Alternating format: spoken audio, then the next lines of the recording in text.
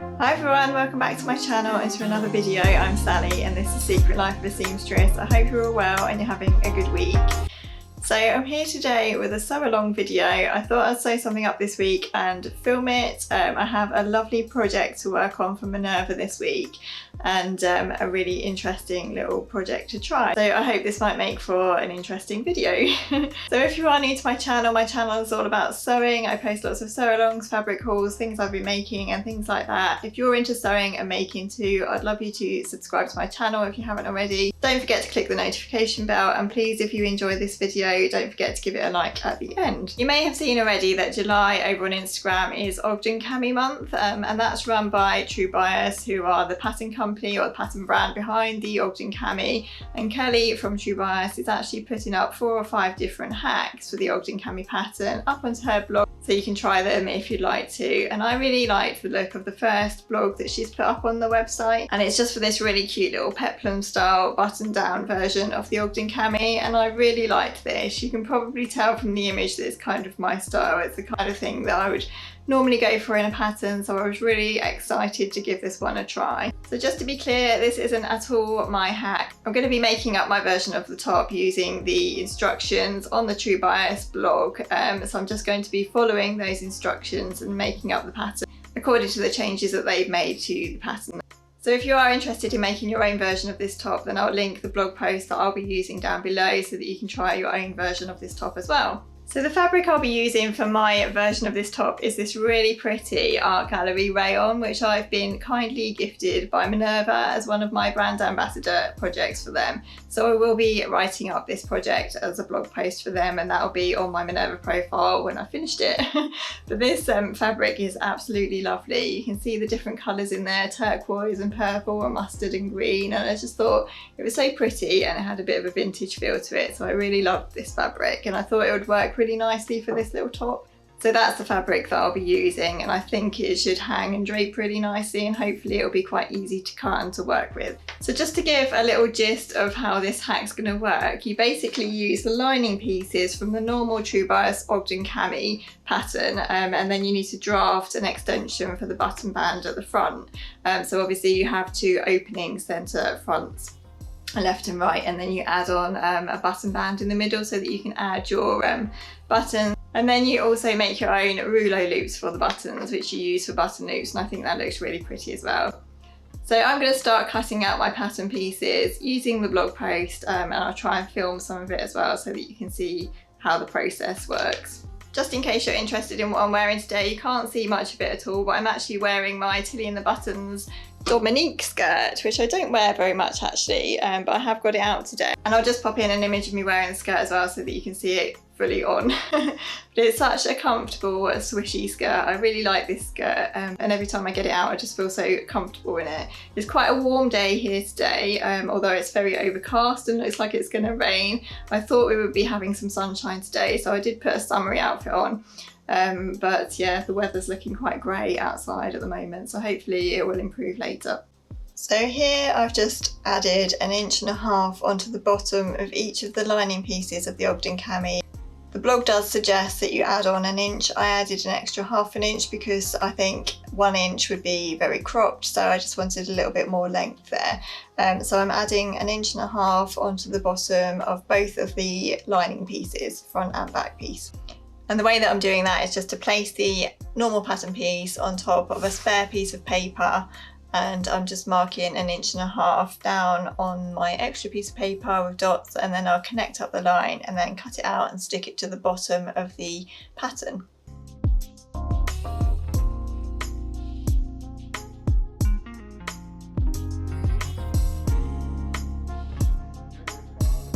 So here I just needed to add 1/2 inch to the front lining piece just for seam allowance. So I've just added an extra strip of paper which is 1/2 inch wide, and I've extended it down the length of the front of the bodice just as it says to do in the blog, and that was a really simple change to make. Next I just needed to draft an extension for the button band, and that's instructed to be 2 inches wide plus the length of whatever you've made your left centre front bodice piece to be.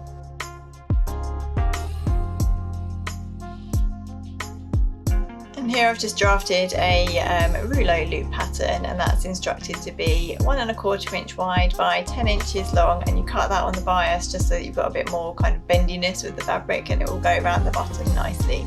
In one of my videos recently I mentioned about block fusing interfacing onto viscose just because it makes it easier to cut when you have to interface viscose fabric. So the way that I do it is I roughly cut out a piece of fabric that's the size of the pattern pieces I need to interface, and then I cut out a piece of interfacing that's the same size as my piece of fabric.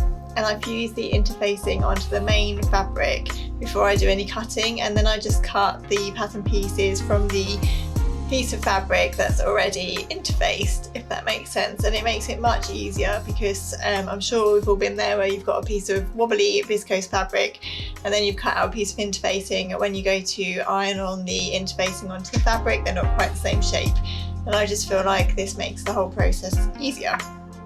And now on to cutting out my main fabric. So the blog tells me that I need to cut 4 of the front pieces, 2 main and 2 lining.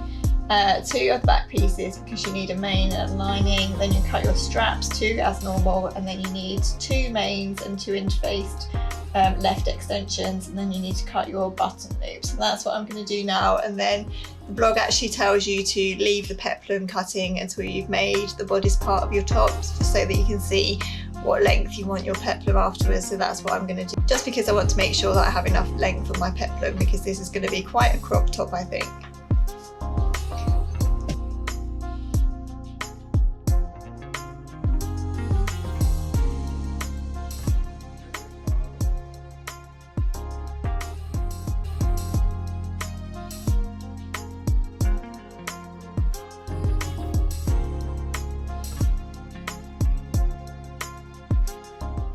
Hi everyone, so it's the next day now. So yesterday I managed to get everything cut out, but I didn't actually manage to do any sewing. So I've got everything set up today to start sewing my Ogden Cami hat. So I'm really looking forward to seeing how this is going to come together. At the moment I don't need the overlocker, I just need the sewing machine out, which is quite nice, but I guess when I come to do the peplum part of the top I might need the overlocker then. So I'm just going to start sewing and I will film some of it for you and chat about it as I go along. So first I just need to pin my button extension panels onto the left front, the main piece and the lining piece, and then I need to sew them in place, so I'm going to do that now. I forgot to mention what I'm wearing today actually. Today I'm wearing my Sapphire jumpsuit. So this is just the Sapphire jumpsuit from the Make It Simple book, but I've just lengthened it to culotte length, just like I do with the Sapphire trousers, so that they're a little bit longer. I really like this jumpsuit. It's a little bit difficult to get on and off when you're going to the toilet, like most jumpsuits are, which is a bit of a pain sometimes. I think this kind of front opening is, it doesn't open that much, so I always find it a little bit difficult to get on and off. But nonetheless, I do love this jumpsuit and I like wearing it. Quite difficult sometimes because the Ogden Cami is quite low cut to see which part is the armhole and which part is the neckline, especially because I've obviously cut this in half this time. So the curves look even more pronounced at the neckline than they normally would, so I almost pinned one of these button bands onto the armhole just then. So if you're going to try this, just make sure that you're pinning your button extension to the right piece. I think I've done that right now. So that should be pinned down the middle, and then when it's on it will open out kind of like that, if that makes sense.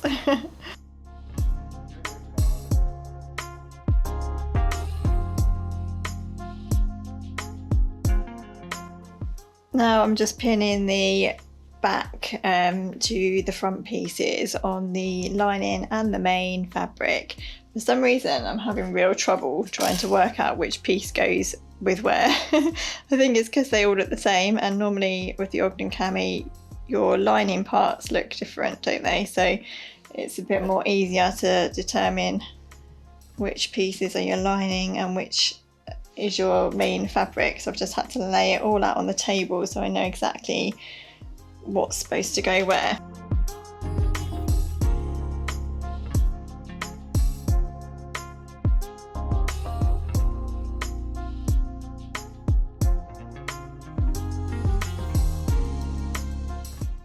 Okay, next job is to turn through the rouleau strap. So I've just sewn my really skinny little rouleau strap thing, and now I have to turn it through. So I'm going to do that with my loop turner. This is my loop turner. I really need to get a new one of these, don't I? Look at the end of that. I caught it in my sewing box once and bent the end of it, and I haven't replaced it, which is really silly because they cost about £2 or something. So I really must replace that. Yeah, but it still works okay, so maybe I don't need to. I've just placed all of my little rouleau loops once they were cut where I want them on the bodice, where I want my buttons to be down the front of the bodice, and now I'm just pinning the lining on top so that when the lining is sewn on top of the main bodice, the loop should kind of turn through nicely like that, and then they'll just be visible down the front. Really pretty so far. Now I'm just going to sew up my straps, and then I just need to construct the rest of the bodice according to the way you'd normally construct the Ogden Cami top. So I'll just do that now, and then I'll show you when I've finished.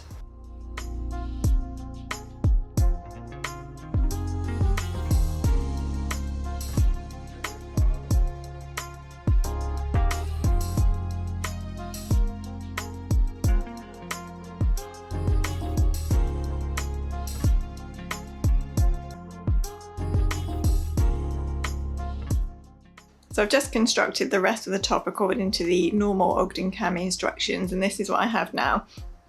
A very cute little short button-up cami top. So I'm just going to go off and try this on now and just make sure that the button band's in the right place and everything, and that it fits okay. Then I need to just tack the bottom button band across at the bottom, and then I need to draft the peplum. So I'm going to go off and try this on now.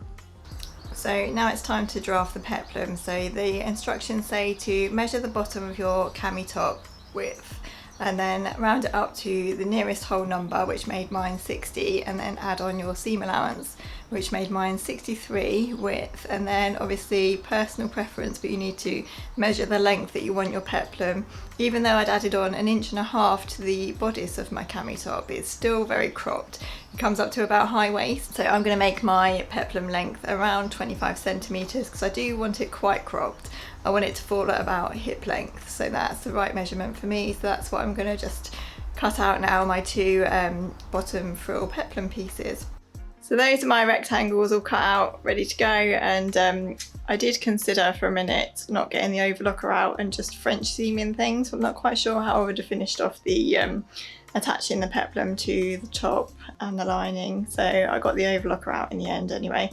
So I'm just going to sew up my rectangles for the peplum now, and then I just need to gather them into the top, and then I'm nearly done.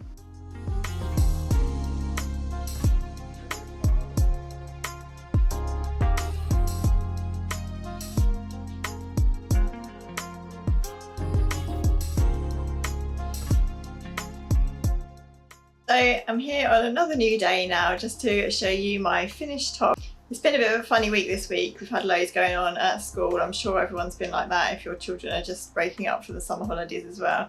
So I've filmed this video in a bit of a bit here and a bit there way this week.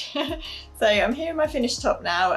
So you can see that I've just added some buttons down the middle there, which to be honest I think are a bit dodgy, so I might need to re-sew them. I think they're a bit wonky. I did them really quickly just to get the top finished. But I'm really pleased with how this turned out. So in the end I ended up cutting a bit more off of my peplum than I had originally planned to. So it is a little bit shorter. I'll just stand up and show you how the length falls. I'm just wearing a pair of shorts today and they're quite high-waisted, so I'll just show you where the top falls. So if you can see there that the peplum kind of hits at just high hip length, so it's just where my pocket is on my jeans, and that's kind of where I wanted the top to fall. So it's really strange that when you're sewing it up it feels so cropped, and I thought this was going to feel really short, or it was going to turn out to be really short, which is why I went on the longer side when I was cutting my peplum rectangles. But yeah, as I say, when I tried it on when the peplum was done, I just wanted to cut it that little bit shorter. So just something to bear in mind if you're going to try this hack. Just kind of try on the pair of shorts or jeans that you're probably going to want to wear the top with, and just see where you want it to fall on your shorts or jeans. Another thing I'd change next time actually is that there wasn't a lot of gather in the peplum, so I wasn't really thinking too much about it when I cut out my rectangles, but the pattern or the blog tells you to times the width of your Ogden Cami bottom by 1.3, and that doesn't actually give a lot of gather. So if I just come up close to the camera, you can probably see that there's not a lot of gather there, and it actually looks quite straight, which is okay for this particular top, I think. But I think next time I'll probably increase the width of my peplum just to give me a little bit more gather, so that it's a bit more kind of flouncy or gathered in at the bottom, because I think I just prefer that look a bit better. So I think next time I make this hack, I'll probably increase my width by about 1.5 or maybe even 2 times the width of the bottom of my bodice. So yeah, really enjoyed this hack. I'm so glad I gave it a try. I highly recommend True Bias's blog post. It's really clear and easy to follow, and there's some really good photos on there as well to help you along the way. Which is really nice, and I absolutely love this fabric. I think it looks quite Liberty-esque actually, which is nice. I love Liberty prints, and I really like the colours in this floral design. So thanks so much for watching. I hope you've enjoyed this sew along. It's been really fun to film. Please don't forget to subscribe to my channel if you haven't already, and if you have enjoyed the video, I'd love it if you could give it a like at the end. Just comment below as well and let me know if you're planning to try this hack or any other hacks you've tried with the Ogden Cami. I know I've made a dress version of the Ogden Cami before, and that turned out really nicely, and I love this pattern because it's really hackable. I mentioned in a previous video that I was getting a little bit fed up maybe of making the Ogden Cami as it was, so it's been really nice to try a few different hacks with it and see how versatile this pattern can be. So enjoy your day, whatever you're doing everyone, and I'll look forward to seeing you in my next video. Bye!